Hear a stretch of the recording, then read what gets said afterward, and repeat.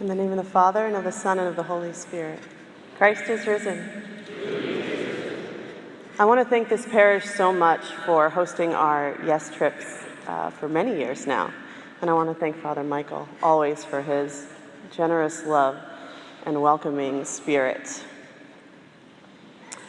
We saw each other Friday, and it is always, Father Michael is one of the greatest mentors of my life. And when he asked me if I would preach today, I started reading on Friday the gospel many times. And different things struck me. But what struck me the most was when I woke up this morning with a question in my mind. That wasn't there when I went to sleep. And the question was, what does it really mean to see? What does it really mean to see? And I started thinking about a visit I made to Greece, where I was visiting my sister for the first time, who was about to be tonsured a nun.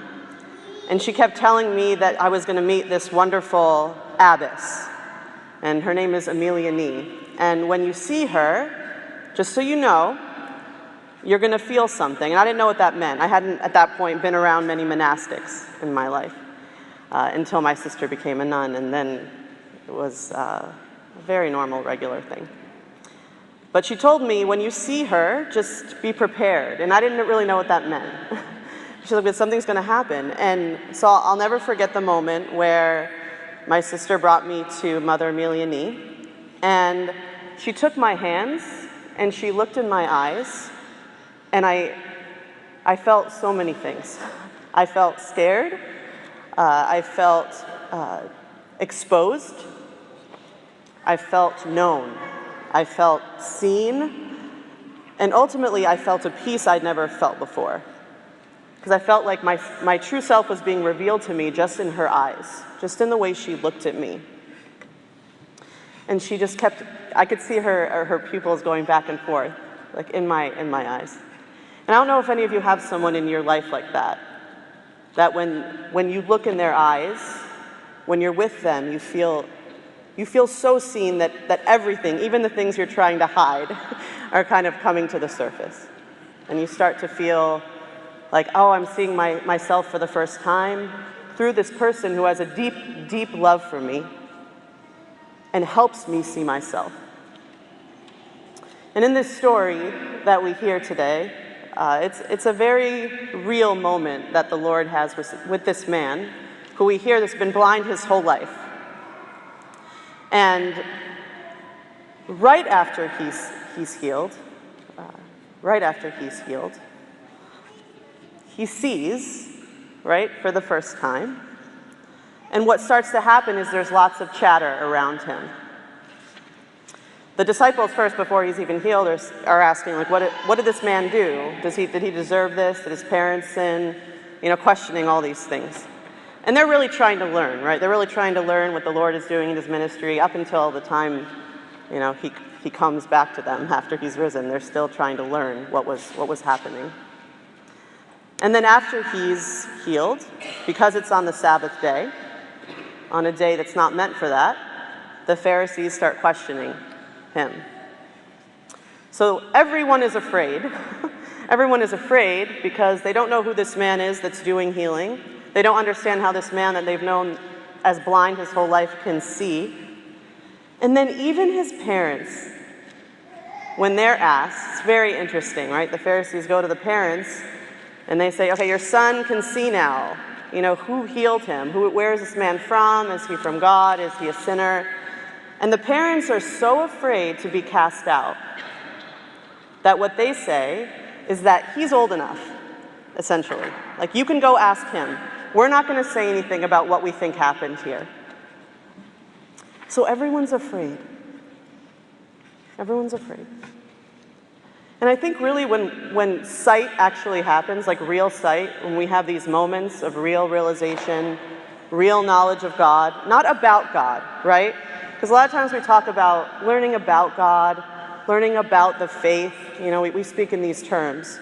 But really the question we should be asking is, who is Jesus? Like, who is Jesus?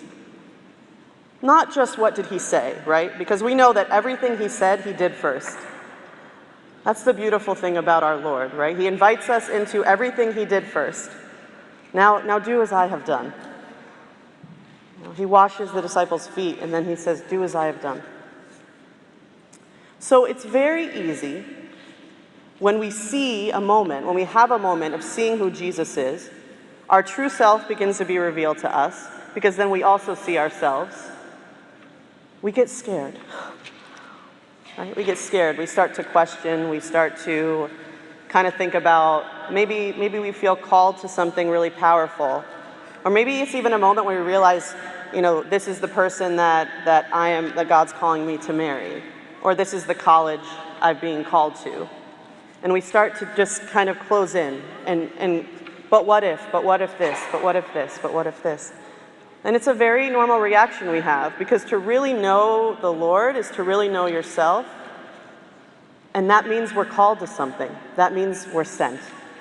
And this is why it's very fascinating that this pool that this man washes his eyes in, this word Siloam, means sent. Because as soon as we see, we're sent. Like as soon as we know God, we're sent, right? Our belief isn't an intellectual thing. It's not an intellectual knowledge that we write down or we profess. But with our life, with our feet, where we put ourselves, where we walk, the little choices we make. Like we were talking with the kids this weekend, right? There's this beautiful spirit we have when someone asks us for something, that we jump and do it in that moment because we love and want to serve them. But it's a whole different level when I know your needs and I can, just because you're sniffling, I get you a tissue. Just because you're clearing your throat, I get you a glass of water. Like this, even in those small moments, to allow ourselves to be sent as soon as we see the Lord in each other. And like when Mother Amelia Nee looked in my eyes, it was scary because I wasn't only seeing who I am fully in a lot of ways, I was seeing what I was called to do.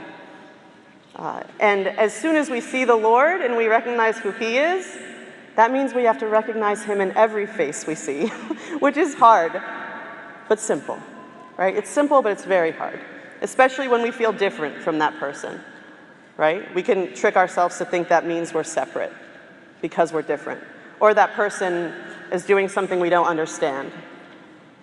That can make us feel different, feel like they're not part of our lives because they're not in our immediate life. And something I love about coming back to Grand Rapids now as an adult is that as a child, it was me being with my family, and it was so amazing. I remember Thanksgivings every year here, being with my family. And now when I come back here, family is a bigger thing for me. Like strangers become my family, because I go out with the young people and look at the face of every person that we meet and try our very best to see every person as family. And every person, just simply because they're the beloved of the Lord, as our beloved. Right? And that's really what it means to know yourself and to know the Lord. To look at who he was, the places he went. And with all of the courage we can muster up, to go out and to be the church in the world, for the life of the world. Right? Because as the Lord died for each of us, right? Not all of us as one, but he died individually for each of us so that we can be one. So that we can see. And so that we can go out and serve him and each other. And I was really blessed this weekend to be with these wonderful young people who were brave and took a very ordinary day and made it extraordinary because of the way they went out. Because of the way, with the spirit they went out. Not thinking about just their immediate friends. Many of them are very close friends. But they were looking out. They were looking out to the people we met, whether it was sitting in Hartside Park, or going to the mall and thinking of being in the mall differently. Going to a Meijer and thinking of how we can surprise someone and buy them something, right?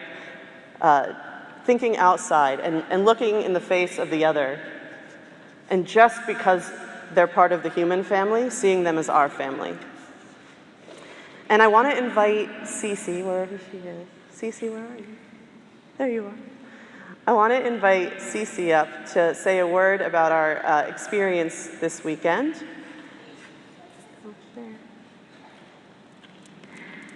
There you go. Hi, thank you. Hello. So we went on the Yes Trip this weekend. We went around to different communities and we spread love and positivity and support to people who don't normally get that. A particular place we went was Hartside Park, and me and my group talked to a man named David, and we sat down on the ground, and he was kind enough to share his life with us and how he got to where he was. And he was a completely normal person who ran into some bad luck, and he was okay with it. He was not, very sad, or he was happy with his life, as happy as you can be with that life. And he asked us to pray for him. And so we all sat down on the ground and we held hands and we asked that God gave him the strength for what he needs. His legs were bad, for instance, and so we prayed that he could stand and that his knees would be better. And so we get to do these beautiful things on the Yes Trip, but that's not really why I love it. I love the Yes Trip because for a weekend you are put into a community of people from church and friends that you don't normally have, and the best and happiest parts of me become very present and very alive for this weekend. And that is a feeling that comes when you're on Yes Trips or in Teen Soyo or at camp or whenever that community is around you. And it's something that I want to feel as many times as I am able to. And it's not a feeling that you want to let go of, really. Yeah. Yeah. And something very important that Cece said is it's a feeling you don't want to let go of. A lot of what we talked about last night when we were wrapping up our weekend is how is this weekend not at all about this weekend? How is it about a seed that's planted? Right now that we see, right? Now that we've been shown something, now that we see our city differently, now that we see ourselves differently, what do we do now? Right? And it's about those moments that happen Monday, Tuesday, Wednesday, Thursday, after we see, after we realize we're always sent out. We're always sent out.